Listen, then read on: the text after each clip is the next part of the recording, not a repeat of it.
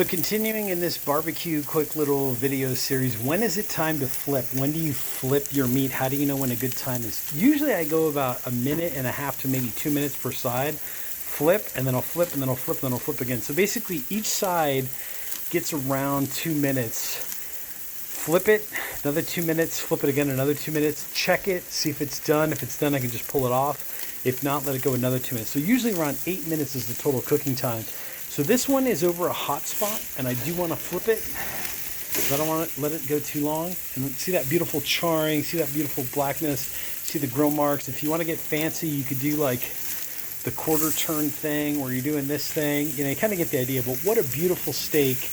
I think this is going to go about 2 minutes on this side. Maybe flip it back over for a minute, and then it'll be good to go. So I would say another quick tip or trick is I'm usually on low. Usually on low or medium low.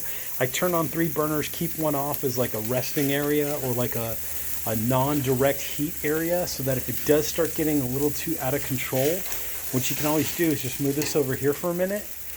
Let the oils and the fats that have come off of the meat kind of die down. When they die down, I'll just bring the meat back over. So like I could bring this one back over, right? Bring this one back over. Maybe move this one to here. And then up top I've got some long peppers. Don't know what they're called, I apologize. Serranos, poblanos, I can't remember. But these are the kind that you make chili rellenos with. What happened was I just put these in brown paper bags and just let them sit on the kitchen countertop for 2 or 3 days. Maybe a little more, 4 or 5 days. And they became this beautiful red color, and they came out to full maturity. There's no coating on them or anything. I did wash them and dry them before I put them on the grill. And they're just kind of doing their thing. So now here, see, we got the same kind of thing going on, where we're about at like a minute on this side, I'd say. And see that beautiful non-stick action? See how like everything's moving around?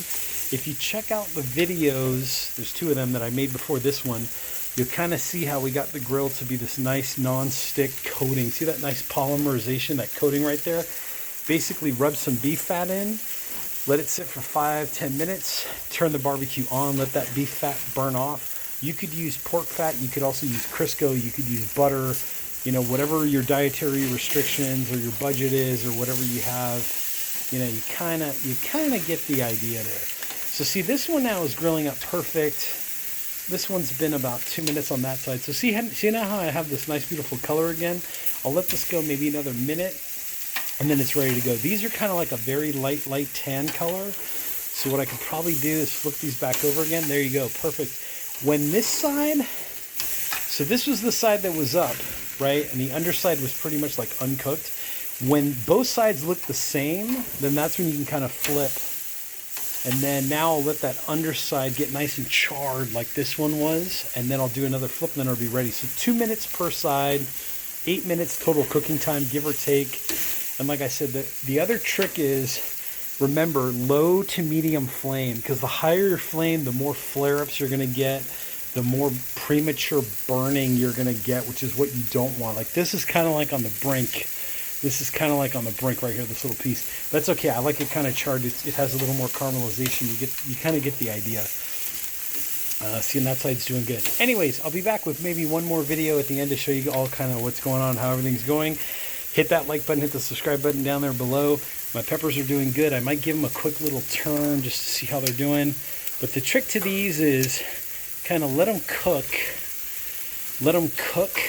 And then at the very, see how, oh, beautiful right there. See that nice little charring skin action? So you do still get the charred skin, even though you're, you know, a good 6 inches away from the top grill.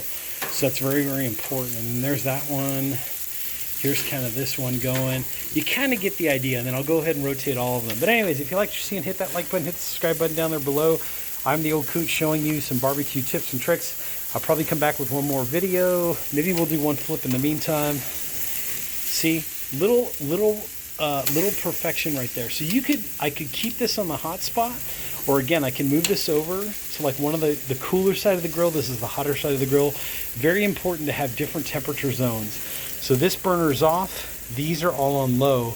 So I can kind of, you know, if an area is getting too hot, I can just move it over to the cooler side to kind of continue cooking. So now I'm going to throw this one back on here. I might do something like that. and just let it sit. Just let it sit and let it do its thing. A minute, 2 minutes, flip. A minute, 2 minutes, flip. A minute, 2 minutes, flip, and then you're good to go. So somewhere in the ballpark of like 7 to 8 minutes total cooking time, you should be good. Anyways, hit that like button, hit the subscribe button down there below. I'm the Old Coot, and I'll catch you all in the next exciting video.